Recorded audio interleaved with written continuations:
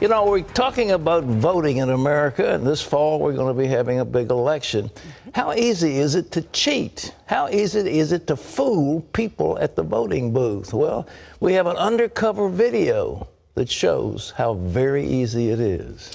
It is, Pat. The video has once again raised the important question, should people have to show an ID before they vote? Well, Jennifer Wishon has this story from Washington.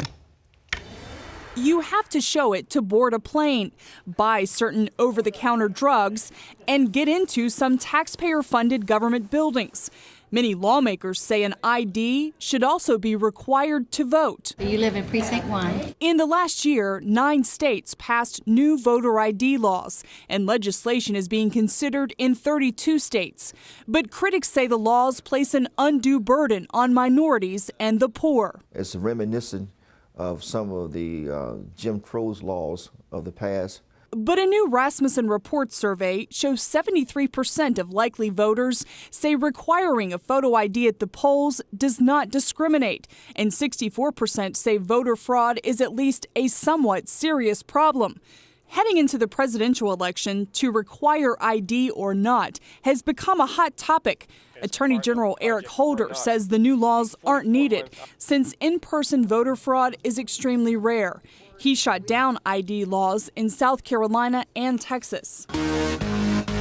But recently, citizen journalist James O'Keefe set out to prove how easy in-person voter fraud can be. Do you have an Eric Holder? He sent a bearded young white man into Attorney General Holder's Washington, D.C. polling place, armed with Holder's address. Holder. The poll worker found Holder's name and asked the actor to sign beside it. I actually forgot my ID. You don't need it, it's all right. I left it in the car. As long as you're in here, you're on our list, and that's who you say you are, okay? Critics call it manufactured fraud and maintain that strict voter ID laws will disenfranchise millions of voters. But examples like this may well encourage states already considering legislation. Jennifer Wishon, CBN News. And Eric Holder would not even have known he'd voted. Well, the man behind that undercover video, James O'Keefe, is with us now. And James, it's a pleasure to have you to the 700 Club. Why'd you do this video? Now, we wanted to expose the vulnerabilities in the election system. We wanted to do the job that the mainstream media won't do, and we think there are a lot of problems in the integrity of the elections in this country, and we just wanted to bring it to light. Well, now, Eric Holder, who you impersonated, doesn't think it's a problem. The Justice Department, are they taking you serious on this?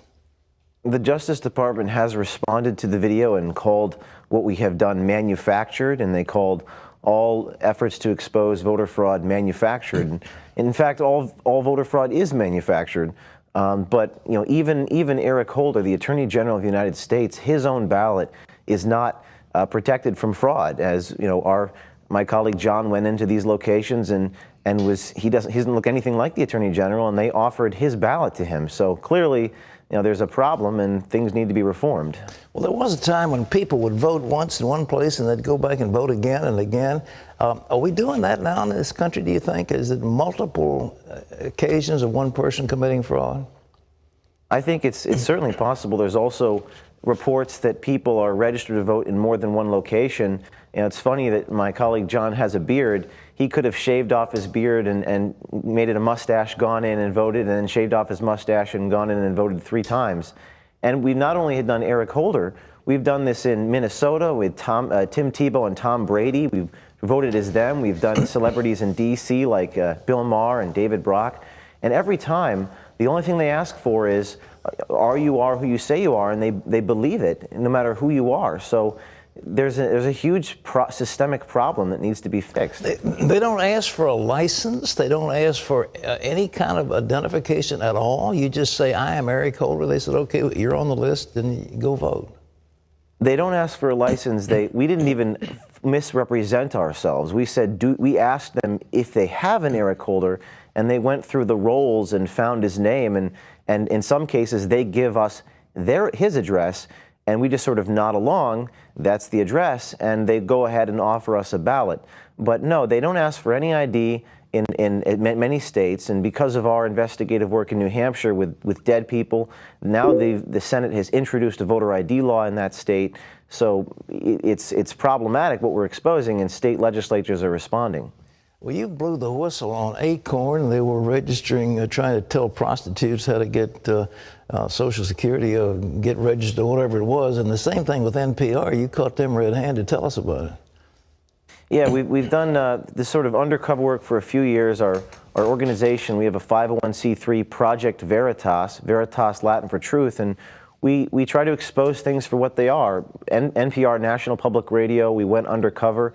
We posed as members of the Muslim Brotherhood and met with NPR executives who tried to raise $5 million off the Muslim Brotherhood. After that investigation, the CEO, Vivian Schiller of NPR, resigned in disgrace.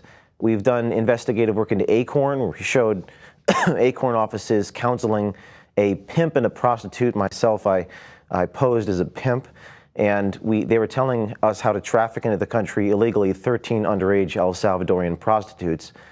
After the Acorn investigation, President Obama signed a bill to defund Acorn, and the organization disbanded, changed its name. Who's next targeted? Is voter ID going to be your main thrust between now and the election? I think this election this year, so much at stake. Excuse me. We want to expose election fraud, and not just instances where we go in and pose as people, but I think we actually want to catch it on tape as it actually happens.